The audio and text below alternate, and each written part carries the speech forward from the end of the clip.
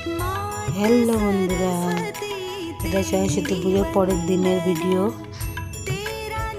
মা একা একা ছিল সন্ধ্যেবেলা, তাই সরস্বতী মায়ের পুজোর প্যান্ডেলের ওখানে একটু বসেছিলাম, তখন একটু এই ভিডিওটা করেছিলাম।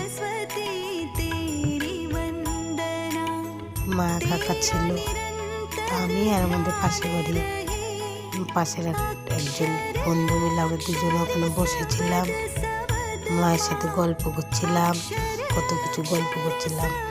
মা সব দাঁড়িয়ে দাঁড়িয়ে শুনছিল। প্যান্ডেলটা কেমন ফাঁকা ফাঁকা লাগছিল, পরের দিক কিছু ছিল না, তাই আমরা দুজনে ভাবলাম সন্ধ্যে টন্ধে দিয়ে, ঠান্ডা ছিল, চাদর টাদর মুড়ি দিয়ে আমি বসেছিলাম, প্রদীপ ধূপকাঠি জ্বালাচ্ছিলাম। খারাপ লাগছিল মাকে একা একা ওখানে রেখে দিতে,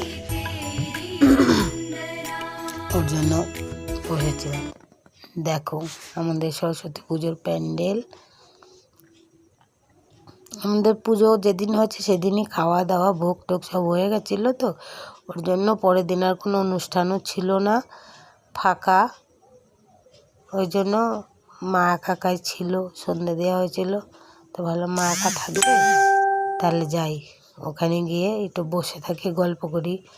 রাত 10টা পর্যন্ত বসেছিলাম, তারপর মাকে একাই থাকতে হয়েছে। তার মধ্যে আবার সকালবেলা এসে প্যান্ডেলওয়ালা লাইটগুলো খুলে নিয়ে গেছিলো, হ্যালোজিন।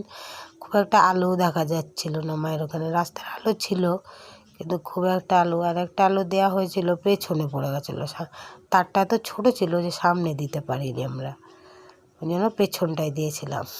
ওর জন্য মায়ের মুখটা কেমন একটু অন্ধকার। মাঝে মধ্যে আমি ফ্ল্যাশটা চালাচ্ছিলাম আর বসে বসে ভিডিও করেছি, লাইভ করেছিলাম ফেসবুকে। 1 মাস আগের কথা। দেখো দেখতে দেখতে 1 মাস হয়েও গেল।